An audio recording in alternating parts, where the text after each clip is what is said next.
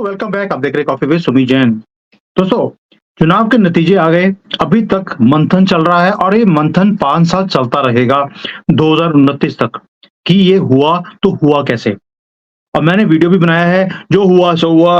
अब क्या होगा, तो बीजेपी क्या करेगी, कांग्रेस क्या करेगी, विपक्ष क्या करेंगे और मुसलमान क्या करेंगे, ये सब कुछ तो हमने कवर कर लिया। लेकिन पिछला जो चीजें हैं उसको देखना बड़ा जरूरी है कि मोदी है तो मुमकिन है, ये टूट गया। 400 पार टूट गया। कई सपने टूट गए। अयोध्या जी भी हमारे हाथ से निकल गई। ये वही काम हुआ जैसे कि मक्का मदीना मुसलमानों के हाथ से निकल जाए। सोच के देखिए, फीलिंग, ये फीलिंग है, ये कैसे हो गया। तो इसका कुछ ऐसी चीजें हैं जो आपको जाननी जरूरी है ताकि दोबारा से हम ये गलती ना करें और बीजेपी भी गलतियां ना करे। क्योंकि झूठ का सहारा कांग्रेस ने, विपक्षी दलों ने कैसे लिया और कैसे ये जीत हासिल करी, ये आपको जानना जरूरी है। क्योंकि हर चुनाव में अब ये पैंतरे यूज किए जाएंगे और ये टेम्परेचर को इंक्रीज किया जाएगा क्योंकि दांतों को खून लग गया है। सबसे पहला था कि ये एक चुनाव के अंदर ये सबने घोषित कर दिया कि पहले 2 चरणों में बीजेपी पिछड़ रही है। उसके बाद मोदी जी मैदान में उतर गए फुल फॉर्म में और उसके बाद उन्होंने बागडोर संभाल ली। लेकिन अभी जो इलेक्शन कमीशन की तरफ से आया है कि पहले 2-3 चरण जो थे वो बहुत अच्छे थे, उसके बाद ढीला पड़ गया काम, उसके बाद हार हुई है। उसका रीजन है जो झूठ कांग्रेस ने फैलाने शुरू करे। वो थे वो ग्रामीण जो आदमी हैं, लोग हैं ग्रामीण क्षेत्रों में, वहां जाकर उन्होंने झूठ फैलाना शुरू कर दिया। जैसे मैंने आपको स्मृति ईरानी की हार के बारे में बता दिया था कि वो हार जाएगी। अब आप सोच रहे थे कैसे हो सकता है, क्योंकि वहां पर इन्होंने झूठ फैला दिया कि जो ये गायें फिर रही है खेतों में, ये मोदी जी की गायें हैं और वो आपकी फसलों को तबाह कर देंगी। तबाह अभी किया नहीं था, वो तबाह कर देंगी, आप भूखे मर जाओगे। स्मृति ईरानी वहां पे गौशाला खुलवाती रही और यहां पर कुछ गायें जो सड़कों पे फिर रही थी, उसने स्मृति ईरानी को हरा दिया इतना काम करने के बाद।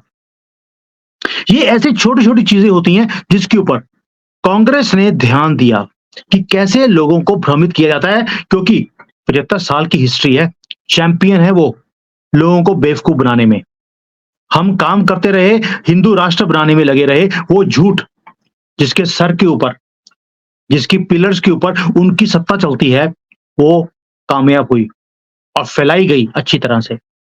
यानी कि हिंदुओं के वोटों को काट दिया ये बोलकर कि ये गायें ग्रामीण क्षेत्रों में ये आपकी फसलें खराब कर देंगी। और जो मुसलमान थे, जो यूपी में नहीं रहते, अपने अपने क्षेत्र में नहीं रहते, उनको सोनिया गांधी की तरफ से पैगाम था कि टिकट दी जाएगी आने जाने की, आपको इवन की जो 1 हफ्ते की छुट्टियां हैं उसके पैसे दिए जाएंगे, आपको सिर्फ वोटिंग करनी है और आपका जब नेता आएगा आपको खटाखट 1-1 लाख रुपए दिए जाएंगे हर साल के।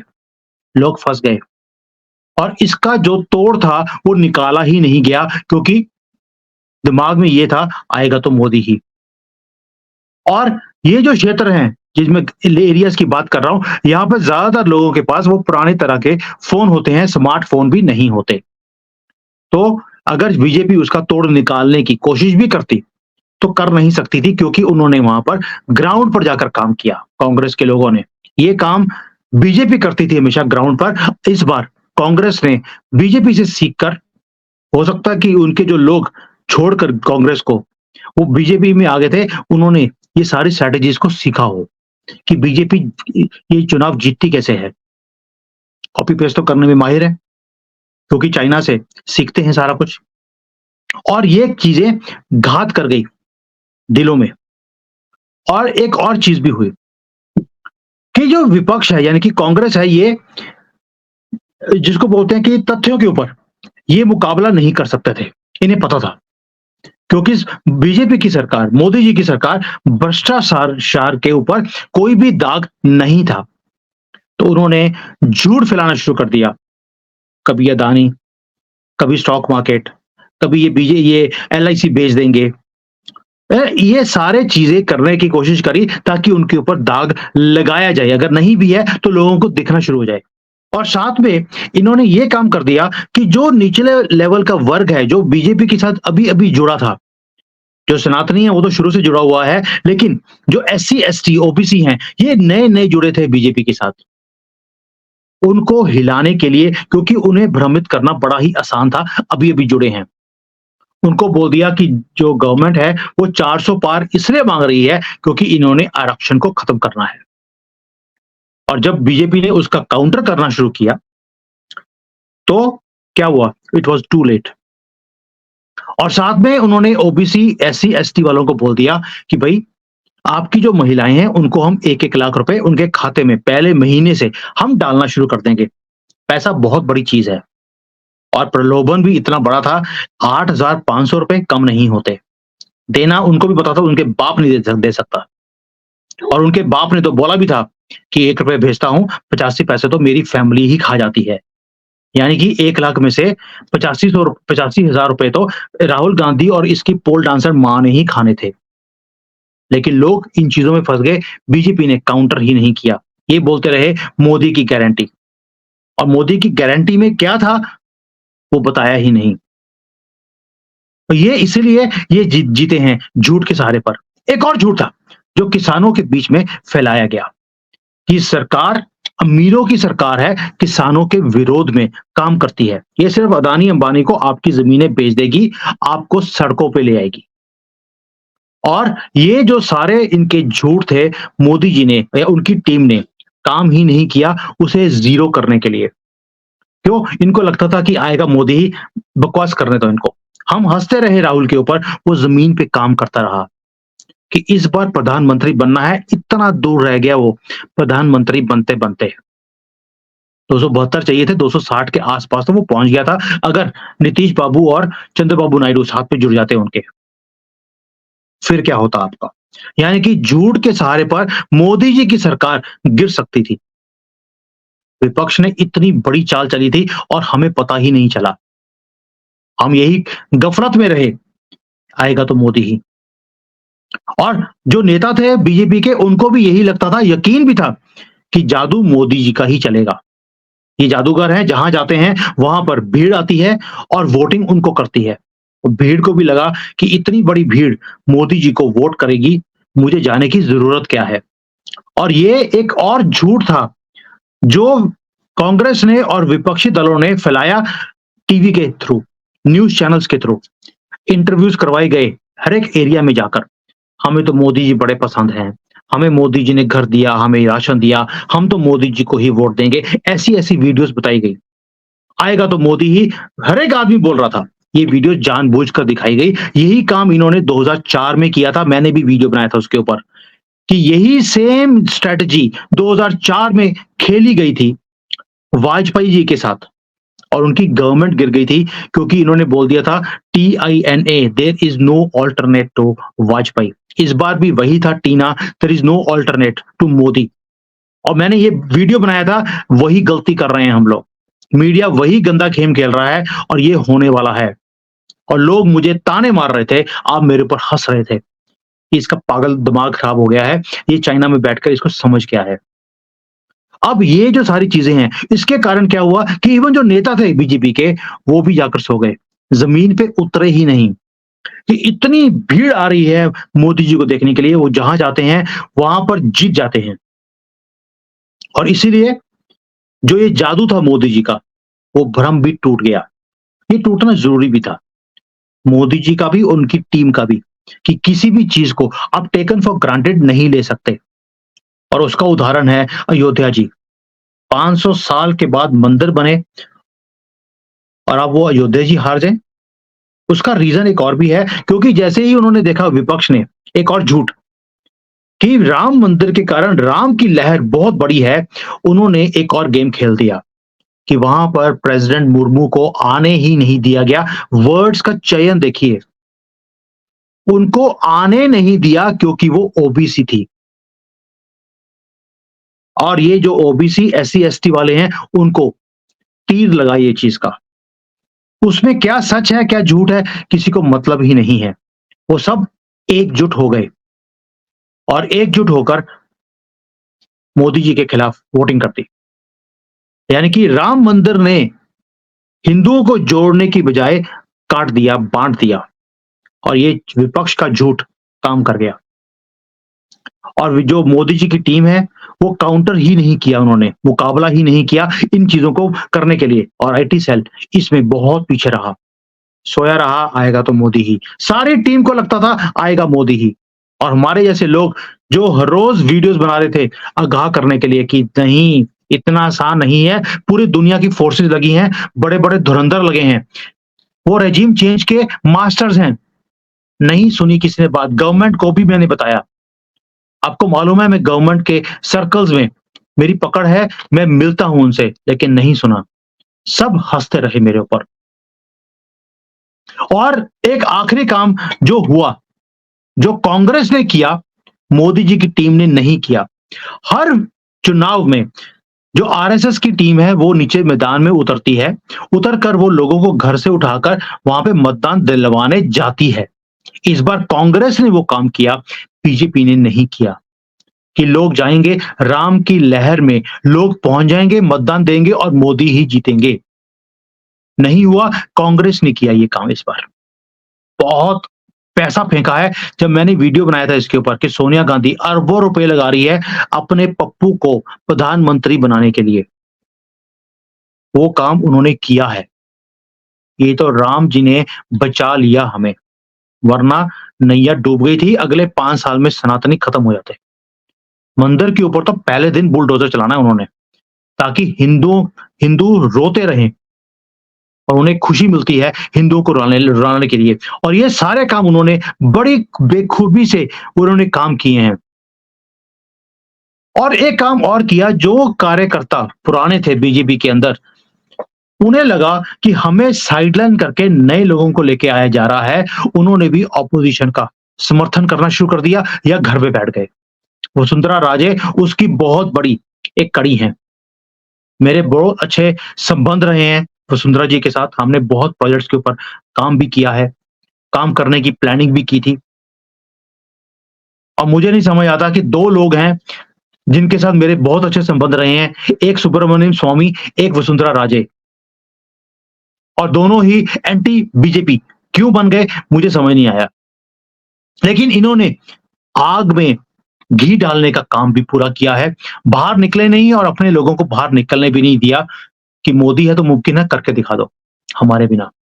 यानी कि बीजेपी ने पुराने कार्यकर्ताओं को साइडलाइन करके इज्जत नहीं दी, और वो जो वफादार थे बीजेपी के साथ इतनी देर से, उनको लगा कि हमें नजरअंदाज किया जा रहा है, और इसी कारण नंबर्स चेंज हो गए। वाजपेयी जी जो जब थे वो पुराने लोगों के साथ नए लोगों को दोनों को साथ में टीम में बनाकर चलते थे। बीजेपी जो नई वाली है इसके अंदर पुराने और नए में फर्क है।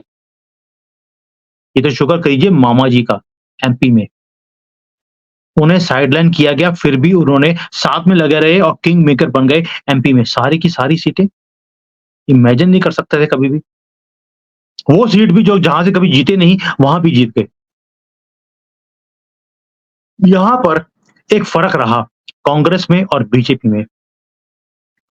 और कांग्रेस ने एक काम और भी किया, अगर उनके किसी कार्यकर्ता के ऊपर कभी कोई इल्जाम भी लगा, उन्हें छुड़ाने के लिए, उन्हें सपोर्ट करने के लिए पीछे खड़ी रही। जबकि बीजेपी के किसी भी कार्यकर्ता के ऊपर कोई हमला किया हो, मार दिया हो, जो केरला में, वेस्ट बंगाल में, बेशक नूपुर शर्मा ही क्यों ना हो, बीजेपी दिखी कि उन्होंने कभी बयान नहीं दिया कि हम अपने लोगों के साथ खड़े हैं, कुछ नहीं होने देंगे।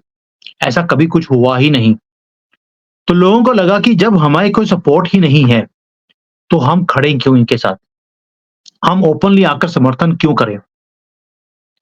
ये भी एक बहुत बड़ा फर्क है जो मुझे इस इलेक्शंस के दौरान दिखा। इसलिए आप देखिए, साथ में एक काम और भी किया जो गलती थी, कि जब एक बड़े नेता बीजेपी की ये बोलते हैं कि हमें आरएसएस के समर्थन की जरूरत नहीं है, बेशक आरएसएस इस देश के लिए काम करता है, वो बीजेपी के साथ खड़ा है, लेकिन उनके कार्यकर्ता नीचे के लोग वो कहीं ना कहीं निराश हुए, वो भी बाहर नहीं निकले, और इसका नुकसान हमें सामने दिखता भी है। वो ऊपर जब आरएसएस से मैंने बात करी, वो कहते हैं हमारे यहाँ पे कोई डिफरेंसेस बीजेपी के साथ है ही नहीं, थे भी नहीं। लेकिन जो नीचे कार्यकर्ता है, वो बहुत सेंटिमेंटल होता है, इमोशनल होता है अपनी पार्टी के साथ, अपनी विचारधारा के साथ। वो आहत हुआ और इसी की प्राइस भी हमें पे भी करनी पड़ी।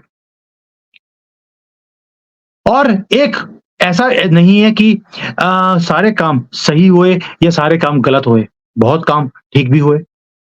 बहुत ऐसे काम हुए मोदी जी की तरफ से जो ऐतिहासिक थे।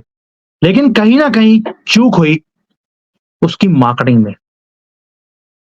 मार्केटिंग नहीं की गई और उसका टेम्परेचर को अगर राइज़ किया गया, जैसे ही काम हुआ उसके बाद आप उसको भूल गए। उसे स्पिन करना होता है जैसे राहुल गांधी करता है। एक ही चीज़ को बार-बार वो स्पिन करता है। आप टेम्परेचर को बहुत हाई करते हैं, उसके बाद खत्म कर देते हैं। खत्म नहीं किया जाता राजनीति में, ये गलती भी बीजेपी करती रहती है। वो एक काम को पूरा करके दूसरे काम का गुणगान करने लग जाते हैं। जबकि कांग्रेस 5 साल में कोई एक पुल बनाएगी, उसे पुल को 1000 बार डिफरेंट एंगल से दिखाएगी और साथ में वादा कर देगी अगला पुल हम यहाँ पर बनाने वाले हैं। और आप वो लॉलीपॉप को चूसते रहते हैं 5 साल के लिए। यानी कि 65 साल में उन्होंने 10-15 पुल बनाए होंगे। मैं पुल का एक छोटा-सा एग्जांपल दे रहा हूँ आपको। Don't take it as a literal sense. लेकिन वो गुणगान अभी भी करते हैं, हमने देखिए ये किया, वो किया। और बाकी वायदे जो कभी पूरे नहीं हो सकते, बीजेपी यहीं पे गलती करती है, वो लटकाती नहीं है, पूरे करती है काम को और गुणगान नहीं करती। ये सोशल मीडिया में के ज़माने में ये स्पिनिंग बहुत ज़्यादा ज़रूरी है। यहाँ पर यहाँ पर बीजेपी लैगिंग करती रही है और आज भी कर रही है और मुझे नहीं लगता इसके बाद ये अभी भी सुधरेंगे क्योंकि ये पुरानी विचारधारा की पार्टी है। ये कांग्रेस को बोलते हैं कि इनकी विचारधारा 1990s की है।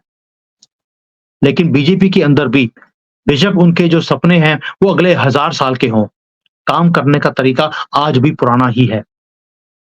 आईटी सेल बहुत वीक कड़ी है गवर्नमेंट की और ये कांग्रेस के झूठों को मुकाबला ही नहीं कर सकी। झूठे वादे जो कांग्रेस ने दिए उसका मुकाबला करने के लिए आपको मैदान में उतरना चाहिए था। ये बहुत आवश्यक था, आपने नहीं किया मोदी जी और आपकी टीम ने भी नहीं किया। और इसीलिए कांग्रेस मैं 99 सीट्स मैं तो चाहता था 10 से कम सीटें आई कांग्रेस की। 99 ले गए वो, सिर्फ झूठ के सहारे से। और ये इतना खतरनाक ट्रेंड है कि अब सारी पार्टियां इसका सहारा लेंगी और इनकी झूठ की दुकान, इन झूठ के पिलर्स को जब तक आप नहीं तोड़ेंगे, जैसे उन्होंने आपकी कमर तोड़ दी इस बार। आपके रिफ्ट क्रिएट कर दिए इन झूठ के सहारों में। केजरीवाल को बाहर निकाला ही इसलिए गया था क्योंकि दुकान जो है उसकी झूठ की दुकान, उसका चैंपियन है वो। मोदी जी आपका उत्तराधिकारी कौन होगा? अमित शाह या योगी? और योगी जी यूपी के सीएम नहीं रहने वाले। ये घात कर गया यूपी के लोगों में और आपने काउंटर भी नहीं किया, आपने जवाब भी नहीं दिया। अब ये चुप्पी से काम नहीं चलेगा, ना मणिपुर पे ऊपर बोले, ना आपने योगी आदित्यनाथ के ऊपर कोई स्टेटमेंट दिया। उसकी प्राइस आपको पे करनी पड़ी। आप आज भी रामचंद्र बनकर काम करने की कोशिश कर रहे हैं, मर्यादा पुरुषोत्तम। मैंने पहले भी वीडियो बनाया है। मर्यादा पुरुषोत्तम वो तब बने जब उन्होंने अपने हथियार उठाए रावण का वध करने के लिए। उस तब तक वो सिर्फ एक युवराज थे अयोध्या के। लेकिन उसके बाद या राजा राम थे, पुरुषोत्तम राम युद्ध करने के बाद, जीतने के बाद ही बने। और आप पुरुषोत्तम राम बनने की कोशिश कर रहे हैं। पुरुषोत्तम राम ने खुद ने अपने आप को टैग नहीं दिया था कि मैं पुरुषोत्तम राम हूं, लोगों ने दिया था। और आप अपने आप को पुरुषोत्तम राम का टैग दिलवाने की कोशिश कर रहे हो, नहीं मिलेगा। जब तक आप हथियार नहीं उठाते और युद्ध नहीं करते रावणों से। और इस देश में कौन-कौन, कहां-कहां कितने रावण हैं, मुझे शायद बताने की आपको जरूरत नहीं है। इतना समझदार तो आप खुद भी हैं। तो इस झूठ जो रावण ने फैलाया और जो युद्ध था राम जी के साथ, उसमें रावण ने भी बहुत छल करने की कोशिश करी, झूठ फैलाने की कोशिश करी। वो भी जीतते-जीतते आखिरी मोमेंट पे रह गया था। सेम स्टोरी है रामायण वाली जो अभी भी चल रही है। उस वक़्त भी हमारी जो दैवीय शक्तियाँ होती हैं, उन्होंने हमें बचाया। इस बार भी उन्होंने बचाया है, अगली बार ये मौका नहीं मिलेगा। सो दोस्तों, ये झूठ का सहारा जो कांग्रेस ने लिया था, पूरा डिटेल में मैंने वीडियो इसलिए बनाया है क्योंकि हमें पता लगना चाहिए अगली बार भी ये यही काम करेंगे। कहीं हम दोबारा से फँस ना जाएँ इन चीज़ों में।